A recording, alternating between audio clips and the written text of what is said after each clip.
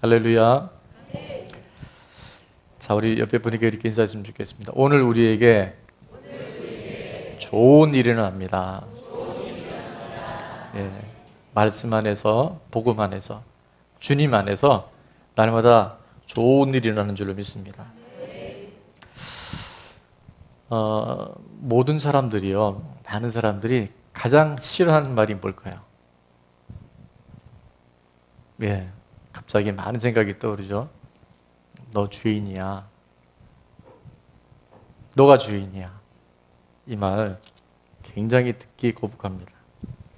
그런데 왜 하나님 우리에게 계속해서 반복해서, 특별히 오늘 로마서를 또 우리가 강의를 하면서 왜 우리에게 주인이라고 말씀하실까?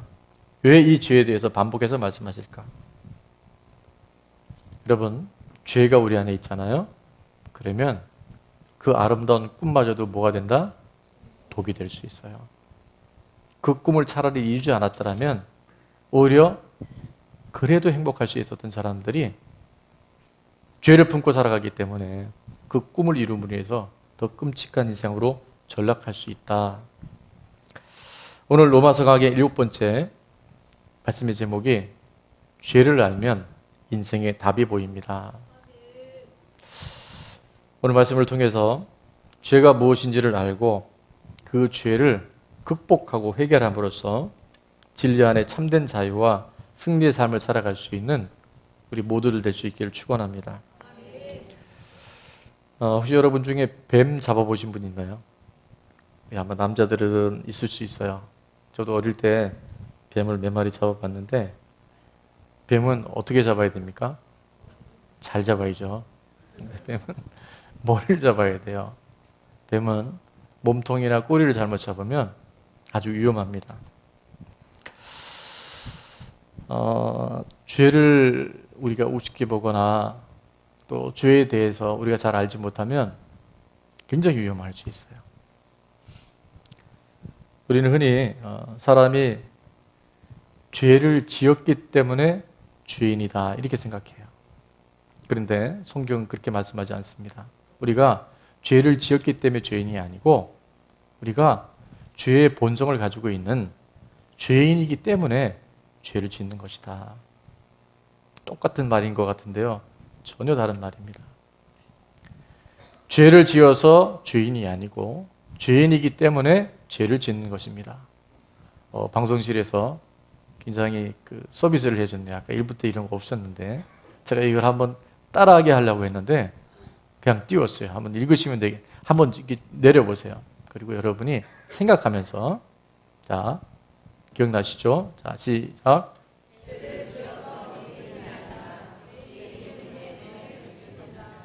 아멘. 잘 분별하셔야 됩니다. 그래서 죄를 잘 우리가 이해를 못 하잖아요. 그러면 내가 거짓말한 거, 또 남의 물건 손댄 거, 어릴 때 부모님한테 책 산다고 가져가서 딴짓한 거, 또 다른 사람하고 싸운 거, 음란한 걸 보거나 음란한 행동을 한 것, 뭐 이런 것들. 이거를 다 죄인데 한번 따라해 보세요. 현상죄. 또 다른 말로는 열매죄. 현상죄고 열매죄를 우리는 죄를 지었다. 그것이 죄다라고 생각하기 쉬워요. 그런데 방금도 말씀드렸지만 우리가 이러이러한 죄를 짓는 거 보니까 난 죄인이야가 아니라 우리가 그런 죄를 짓는 것은 뭐 때문에? 내가 죄인이기 때문에, 내 안에 악한 본성을 갖고 있기 때문에 내가 죄를 짓는 것이다. 그래서 우리가 본질의 죄, 근원죄를 알고 나면 나머지 이런 현상죄나 우리 삶에 끝없이 솟아오르는 열매죄들이 해결되게 되는 줄로 믿습니다.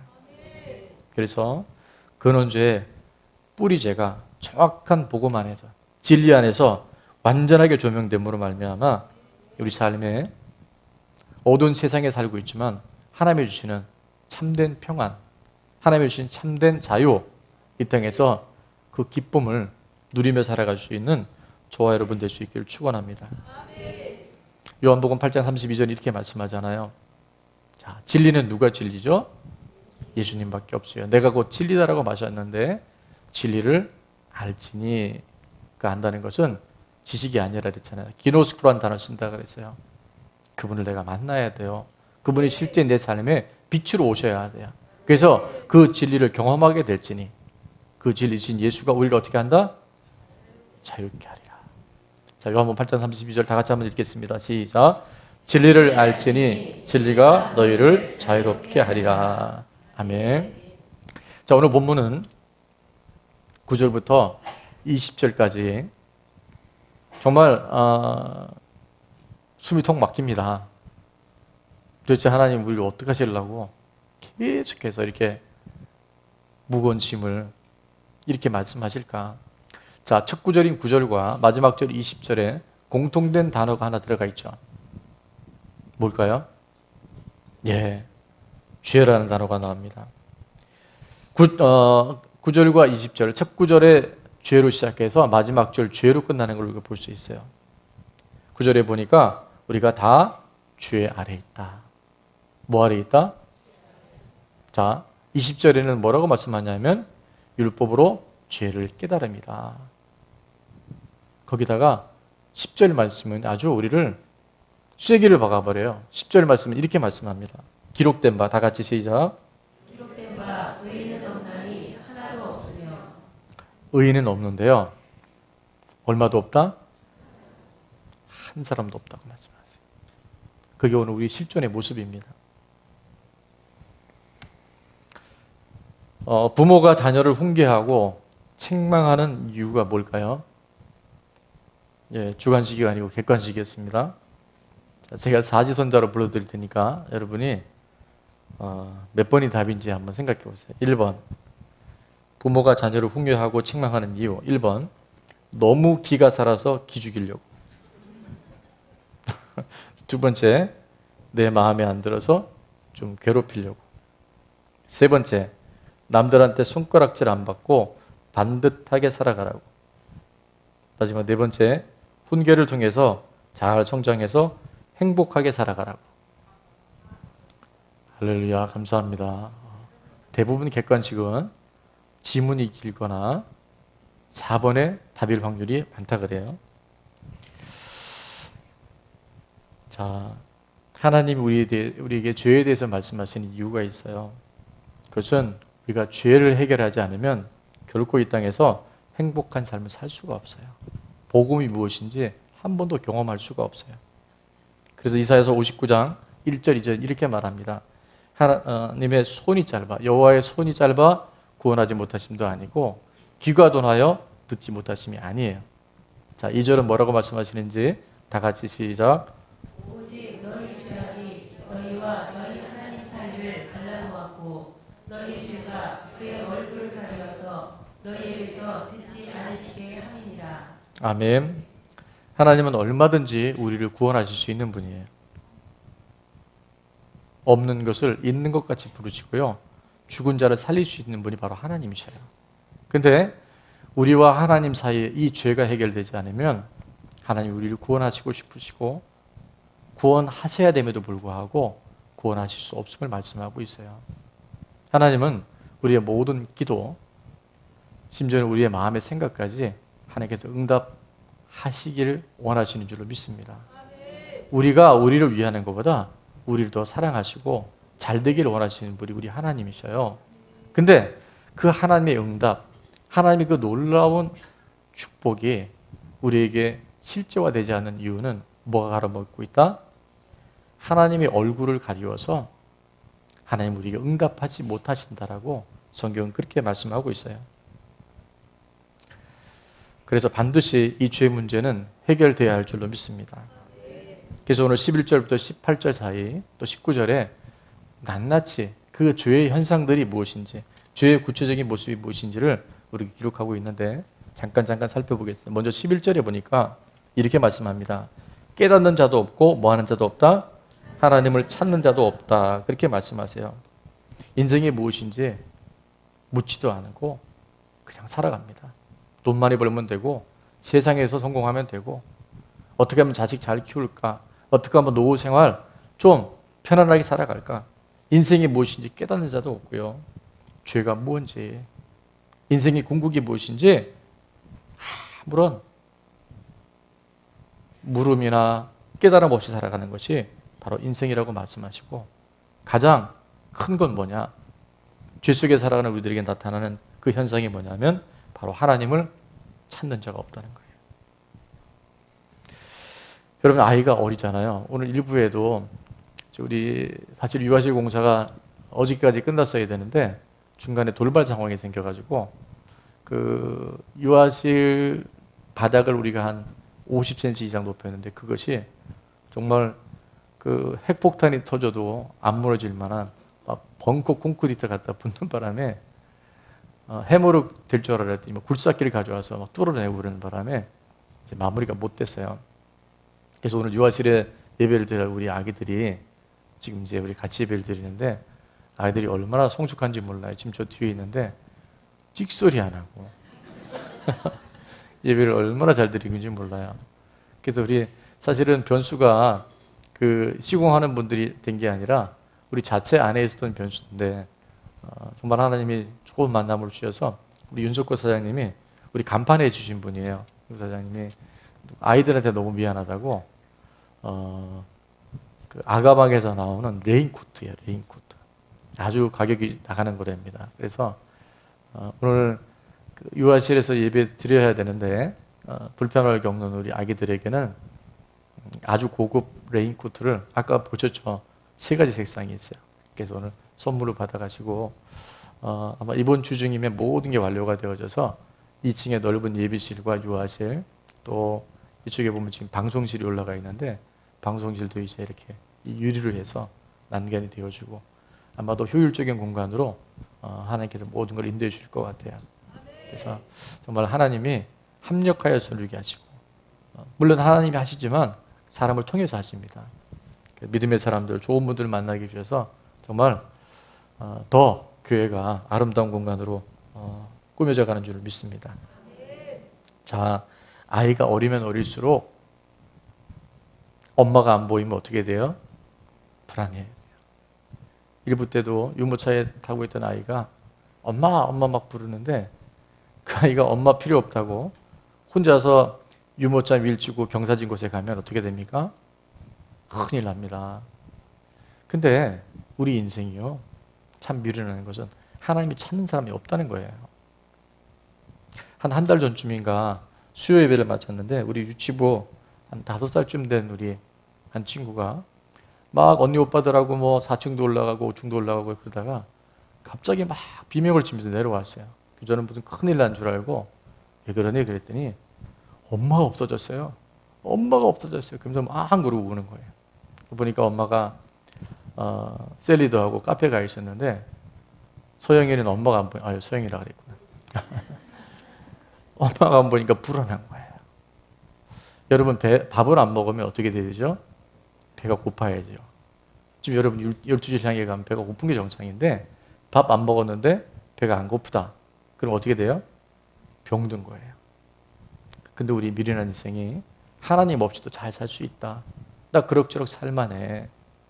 하나님 아니고는 채울 수 없는 공간이 우리 영혼 안에 있는데 나는 하나님 없이도 괜찮아. 이게 바로 깨닫는 자도 없고 하나님을 찾는 자가 없다라고 하는 죄를 가지고 살아가는 인생들의 가장 단편적인 모습이다. 이렇게 말씀하세요.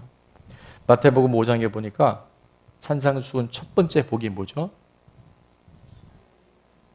심령이 가난한 자, 마음에 하나님 없이는 살아갈 수 없는 늘 갈급하고 사모하는 심령, 그런 사람이 복이 있나니 뭐가 저희 것이다? 천국이 저희 것이다. 그 심령에 하나님을 모시고 살아가는 사람, 그 사람이 바로 천국의 삶을 이 땅에서 살아갈 수 있다라고 약속하신 줄로 믿습니다. 오늘 예배 나오신 한 분 한 분들 위해 늘 하나님으로 가득 채워지는, 그래서 우리 삶의 천국이 죽어서 가는 천국뿐만 아니라 이 땅에서도 실존이 되어지는, 실제가 되어지는 은혜가 있기를 다시 한번 축원합니다. 12절 말씀해 보니까 다 치우쳐서 함께 무익하게 되고 선을 행하는 자가 없나니 하나도 없다라고 또 말씀하세요. 죄의 그 영향력 아래 살다 보니까 아무 유익 없는 일들, 정말 몇 시간만 지나도 아무것도 아닌 일, 그런 공허한 일들에 세상의 시간들을 다 보내고 돈 다 쓰고 정말 선을 행하는 일, 선이라고 하는 것은 하나님 기쁘시게 하는 일들, 많은 사람들을 유익하게 하는 일, 내 영혼이 정말 잘되게 하는 일들이, 그것이 바로 유익한 삶, 선을 행하는 삶인데, 그런 삶에서 다 떠나 살고 있다는 거예요. 13절, 14절에도 보니까 대표적인 죄의 모습이 바로 나타나는 게 뭐냐면 말입니다. 언어를 어떻게 쓰는가 봤더니 우리 13절, 14절 한번 다 같이 읽겠습니다. 시작. 그들의 목구멍은 열린 무덤이요 그 혀로는 속임을 일삼으며 그 입술에는 독사의 독이 있고 그 입에는 저주와 악독이 가득하고. 자, 13절에 보니까 목구멍은 열린 무덤이라고 그랬어요. 여러분, 무덤이 열리면 어떤 냄새가 납니까? 악취가 나죠. 썩은 냄새가 나죠. 죽은 자의 냄새가 납니다. 그 사람에게는 정말 살아있는 생기가 느껴지질 않아요. 그리고 그 혀로 속이고 속고 삽니다. 남을 속일 뿐만 아니라 자기 자신도 속아요. 그 입술에는 저주와 악독이 가득하다. 우리 안에 죄를 극복하지 못하면 우리 삶이 이렇게 될 수밖에 없다라고 성경은 말씀합니다. 15절에도 보니까 그 발은 피 흘리는데 더 빠른지라. 내가 살기 위해서 상대방을 밟고 상대방을 죽이는데 재빠르게 살아가는 모습. 결국 그런 인생들이 끝이 어떤가 봤더니 16절 파멸과 고생이 그 길에 있어. 그 인생이 결국 파멸이고 수고하고 노력하는데 끊임없는 고생의 연속이 된다는 거예요. 17절에도 보니까 무슨 길을 알지 못하였다? 마음에 하루도 평안한 날이 없어요. 매일 쫓기고 매일 불안한 거예요. 뭔가 열심히 하는데도 나름 최선을 다하는데도 내 마음 안에는 하루도 평안할 날이 없는 거예요. 그리고 결론적으로 18절에 이렇게 말씀합니다. 그들의 눈앞에 뭐를 두려워하지 없다? 하나님을 두려워하지 않아요. 하나님 의식하지 않아요. 하나님 지금도 우리의 마음과 생각까지 다 보고 계신다고, 우리 머리털까지 세신다고 말씀하시는데 하나님 의식하지 않고 두려워하지 않아요. 시편 14편 1절에 보니까 어리석은 자는 그 마음에 이르기를 뭐가 없다? 하나님이 없다는도다. 가장 어리석은 인생이에요. 하나님이 어디 있냐고. 하나님이 인류 역사에 오셨고 지금도 우리와 함께 하신 줄로 믿습니다.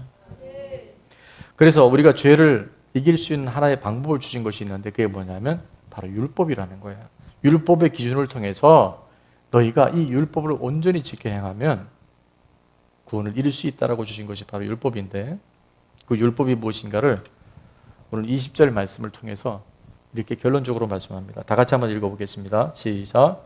그러므로 율법의 행위로 그의 앞에 의롭다 하심을 얻을 육체가 없나니 율법으로는 죄를 깨달음이니라. 율법의 행위로 다 지켰다 그래요. 안식일도 지켰고 할례도 행했고 정결례식도 행했고 다 행했다고 하는데 주님 묻습니다. 그 부자 청년이 네가 갖고 있는 그 돈 가난한 사람들에게 다 나눠주기로 했을 때 어떻게 합니까? 슬픈 기색을 하고 떠나갔다는 말이에요. 마음의 법. 마음에서 하나님을 정말 신뢰하고 하나님을 창조주로 인정하지 않고 있는 우리들. 마음을 다하고 뜻을 다하고 목숨을 다해서 하나님 사랑하고 했는데 겉으로는 하는 척했지만 마음으로 실제 그들의 삶은 더 고리대금업과 성전에 드려진 금은 보석들 다 뜯어다가 장사했던 게 유대인의 실체라는 거예요. 근데 그것이 2000년 로마 교회가 아니라 오늘 우리들이 될 수 있다라고 오늘 로마서 강의를 통해서 하나님 우리에게 이렇게 말씀하시는 거예요. 율법으로는 내가 죄인이구나. 죄를 깨달을 수밖에 없다라고 말씀하시는 거예요. 갈라디아서 3장 24절 25절 이렇게 말씀합니다. 이같이 율법이 우리를 어디로? 그리스도께로 인도하는 초등교사가 되어져서 우리로 하여금 믿음으로 말미암아 뭐로 말미암아? 믿음으로 말미암아 의롭다함을 얻게 하려 함이라. 그래서 25절 믿음은 바로 예수 그리스도 그분이 주인 된 것이 바로 믿음인데, 믿음이 온 후로는 우리가 더 이상 어디 있지 않다? 초동교사, 바로 율법 아래 있지 않다는 거예요. 데살로니가서 5장 16절, 17절, 18절에 보면 우리가 너무나 잘 아는 말씀이에요. 뭐 해라? 항상 기뻐해라. 또 쉬지 말고 기도해라. 또 범사에 감사해라. 이것이 그리스도 예수 안에서 우리를 향한 하나님의 뭐다? 이 명령인 겁니다.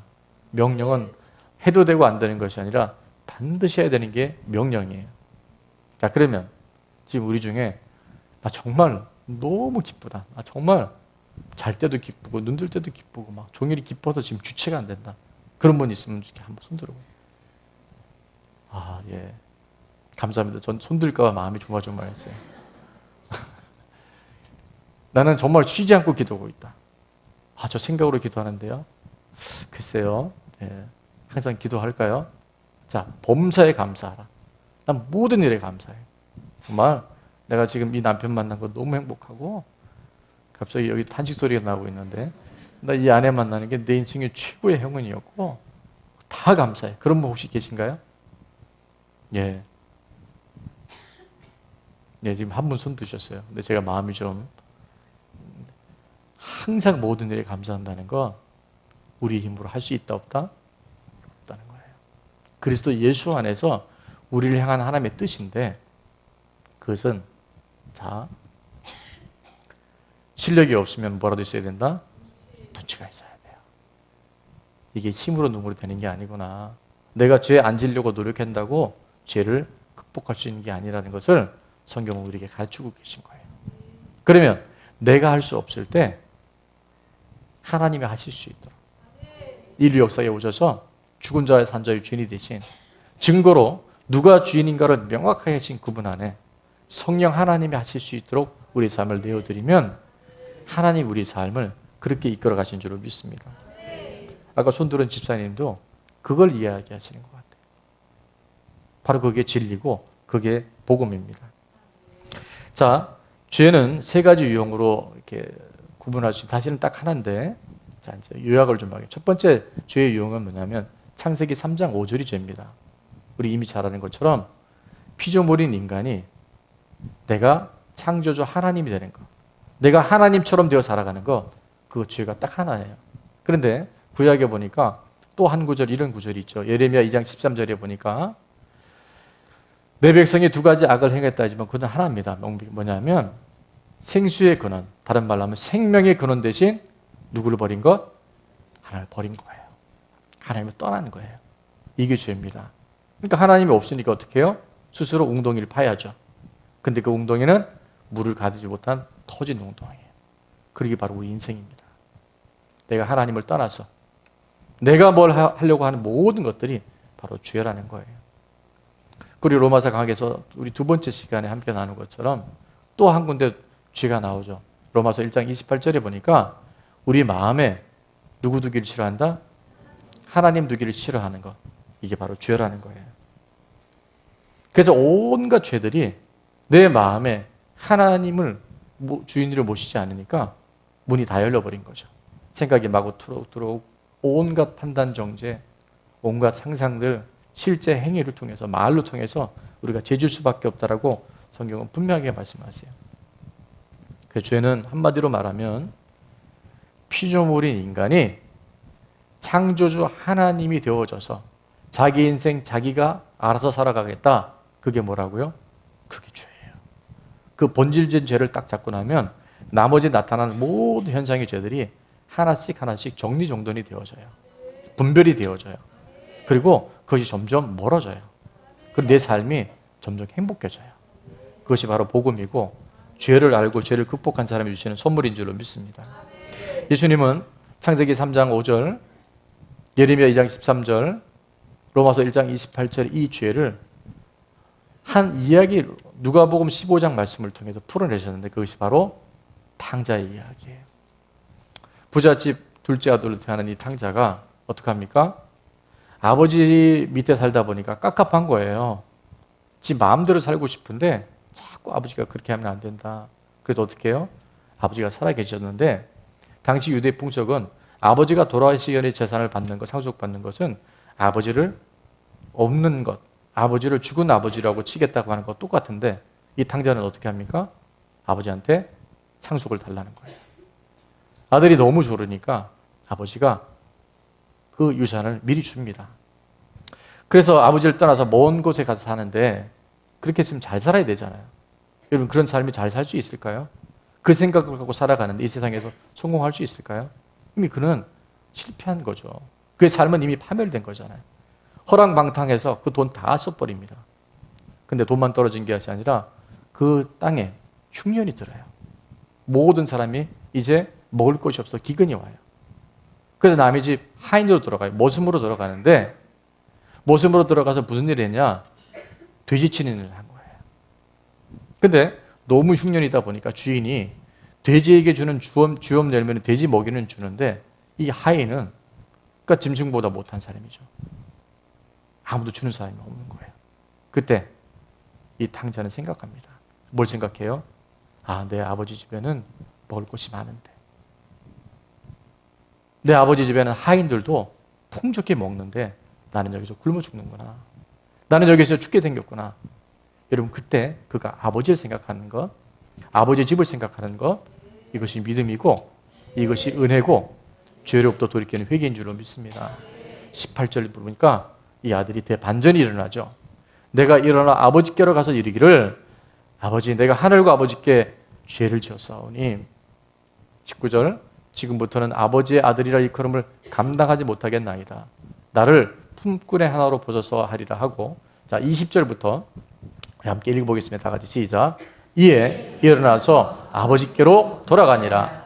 아직도 거리가 먼데 그를 보고 시근히 여겨 달려가 목을 안고 입을 맞추니 아들이 이르되 아버지 내가 하늘과 아버지께 죄를 지었사오니 지금부터는 아버지의 아들이라 일컬음을 감당하지 못하겠나이다 하나 아버지는 종들에게 제일 좋은 옷을 내어다가 입히고 손에 가락지를 끼우고 발에 신을 신기라.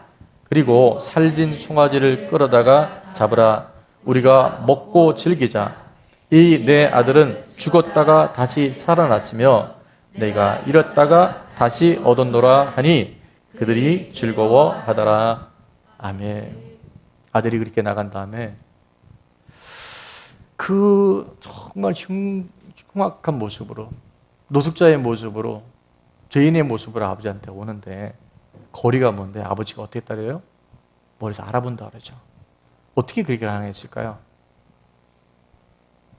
그 아들이 집 나간 이후에 한 번도 아버지는 그 아들을 잊어본 적이 없는 거예요. 그것이 하나님의 마음이고 그것이 하나님의 사랑인 줄로 믿습니다. 우리가 하나님을 생각하고 돌이킬 때 하나님은 정말 신발도 신지 않으시고 육신의 부모도 연약한 자녀가 힘들고 고통스러우면 그 자녀를 품고 그 자녀를 회복시키는 것. 괜찮자마자 어떻게 합니까?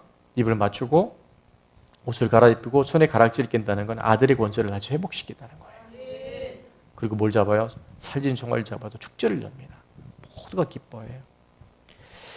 진정한 은혜는 돌이키는 것, 회개하는 것이 큰 은혜인 줄로 믿습니다. 하나님을 생각하는 것, 주님께로 돌이키는 것. 그래서 우리 인생에 세상의 헛된 것들에 마음 빼앗기지 아니하고 초점을 분명히 해서 우리 삶이 하나님께로부터 시작된다는 것을 우리가 확증하기 시작하면 놀라운 일들은 하나님 우리 삶에 하나님의 가장 좋은 것들로 우리를 회복시키고 우리를 책임져 줄 줄 믿습니다. 여러분 포유류 중에서 물에 빠져 죽는 포유류가 딱 한 종류가 있대요. 소도요 보니까 소가 홍수도나 이 웬만한 강은요. 여러분 보셨나 모르겠어요. 소가 강을 건너더라고요. 개는 정말 개헤엄 너무 잘 치잖아요. 모든 포유류는 다 물에 빠져 죽는 동물이 없대요. 근데 딱 한 종류만 물에 빠져 죽는데 누굴까요? 예, 어떻게 아셨어요? 사람 물에 빠져 죽어요. 포유류인데. 원래 사람은 물에 빠져 죽지 않게 돼 있답니다. 우리 폐에 이 공간이 있기 때문에 부력이 있어요. 이 공간 정도면 그러니까 사람이 죽으면 둥둥 뜨잖아요. 그게 뭐냐면 우리 몸에 부력이 있기 때문에 그래요. 아기들 태어나서 100일 전에 아이들 물속에 담그면요, 한 번도 수영장 가서 코치 안 받았는데 애들 수영한다니까요. 안 빠져 죽어요. 근데 어른은 빠져 죽어요. 왜 죽을까요? 예? 힘을 줘서. 자기가 살아보려고 아등바등 붙들고 있을 때 결국 물에 빠져 죽어요. 우리 인생에 왜 침몰되냐? 내가 내 인생 내가 책임지고 내가 내 인생 무거운 짐 내가 지고 가야 된다고 생각하는 그 순간 우리 인생은 결국 물에 빠져 죽는 인간처럼 우리 인생이 그렇게 이 세상 죄악 속에 빠져 죽어버립니다. 그래서 시편 55편 22절 이렇게 말씀하세요. 너의 짐을 내 짐을 여호와께 맡기라. 그가 너를 붙드시고. 의인은 다른 게 아닙니다. 우리가 의인 되면 죄인이 다 죄인이라 했잖아요. 의인은 뭐냐면 나는 부족하지만 하나님의 그 신실하심 속에 하나님의 그 약속 속에 내가 오늘 살아가는 자를 의인이라고 말씀하시는데 그 의인의 요동함을 영원토록 허락지 아니하시는 거예요. 하나님 붙들어 주시겠다는 거예요. 죄는 강력한 영향력이 있습니다. 죄를 딱 지면 벌써 사람이요 눈빛이 달라져 버려요. 눈동자 바로 못 쳐다봅니다. 얼굴 밝지 않아요. 죄 짓고는 벌써 우린 영적 존재를 금방 알아요. 죄는 헬라어로 보니까 하말티아라는 단어를 써요. 하말티아. 그러니까 여러분이 얼굴빛이 자꾸 굳는다. 내 마음에 어떤 생각에 자꾸 원망 불평이 생긴다. 염려 근심이 온다. 빨리 알아야 돼요. 아, 내가 주인이구나. 내가 내 인생의 주인이구나. 그래서 돌이키면요. 빛이 오면 어둠이 따라가는 것처럼 그런 우리들의 혼탁함들이 여기에 사라져버려요. 그러니까 그게 결코 어려운 게 아니에요. 자, 이 하말티아라는 단어는 뜻이 뭔가 봤더니요. 궁수가 화살을 땡겨서 평 하고 쏘았는데 그 화살이 정확한 관역을 향해서 가야 되잖아요. 근데 관역을 향해 가지 못하고 관역을 벗어나는 것, 그것이 바로 죄라고 하는 거예요. 그게 하말티아라고 하는 거예요. 하나님 우리 인생을 보내실 때 분명히 이 땅에서 복음으로 하나님이 이 땅에 오셔서 누가 주인인지를 확증해 놓으셨잖아요. 그래서 이 땅에서 하나님이 최고로 원하시는 너를 축복하는 자를 내가 복 줄 거고 너를 저주한 자를 내가 저주할 텐데 땅의 모든 족속이 너의 그 복으로 말미암아 복을 얻을 것이다. 그것이 하나님 우리 인생을 향한 하나님의 계획이었었어요. 근데 우리가 힘을 주고 내가 주인 되니까 이 화살이 관역을 벗어나는 거예요. 아담과 하와가 태초의 사람 아담과 하와가 에덴 동산에서 하나님과 직접 대화를 했고 거닐었잖아요. 그랬던 아담과 하와가 이 끔찍한 죄를 범했다고 한다면 지금 우리요. 여러분 그렇게 쉽게 마음 놓을 수 있는 일 아닙니다. 절대 죄의 세력을 우리가 쉽게 보면 안 돼요. 그런데 그 많은 죄들을 우리가 어떻게 이기겠냐는 거예요. 그런데 하나님 우리에게 약속해 주셨어요. 저는 누군가 저에게 믿음이 뭐냐고 물어본다면 저는 이렇게 얘기하고 싶어요. 믿음은 방향성이다. 한번 이렇게 따라해 볼까요? 믿음은 방향성이다. 내가 지금 내 상황과 우리가 실패할 수 있고 넘어질 수 있고 죄 때문에 우리가 눌릴 수 있잖아요. 그러나 그때도 내가 내 인생의 방향을 어디에 두느냐. 나를 바라보면 질그릇 같은 나를 보면요. 우리는 정말 자책하게 되고 내가 내 스스로에 대해서도 답이 없는 인생이라는 걸 알게 되어져요. 사람 바라보면요. 탄식합니다. 원망 나옵니다. 환경 바라보잖아요. 요즘 우리 살아가는 모든 삶의 패턴을 보세요. 정말 이게 살아가는 삶일까 할 정도로 힘들잖아요. 그런데 질그릇 같은 우리 인생 바라보지 않고 방향을 돌려서 우리 주인 대신 보배된 예수 그리스도를 향해서 우리 눈을 돌리기 시작할 때 우리 삶에는요 소망이 생기고 미래와 희망이 내 안에 그냥 들어와요. 그래서 믿음은 방향성이다. 또 하나 믿음은 경향성이다. 어느 한쪽으로 우리는 기울어집니다. 지금도. 여러분의 마음과 생각이 어느 쪽으로 자꾸 기울어져요. 근데 그때 그것이 보이는 것들이 아니라 보이는 세계와 보이지 않는 세계의 주권 되신 하나님께 우리의 삶이 그를 향하여 경향되어질 때 향하여질 때 히브리서 12장 2절이 이렇게 말씀하죠. 믿음의 주요 온전케 하시는 누구를 바라보자? 예수를 바라보자. 그는 그 앞에 있는 기쁨을 위하여 십자가를 참으사 부끄러움을 개의치 아니하시더니 하나님 보좌 우편에 앉으셨느니라. 지금도요. 그 권세가 우리에게 와 있어요.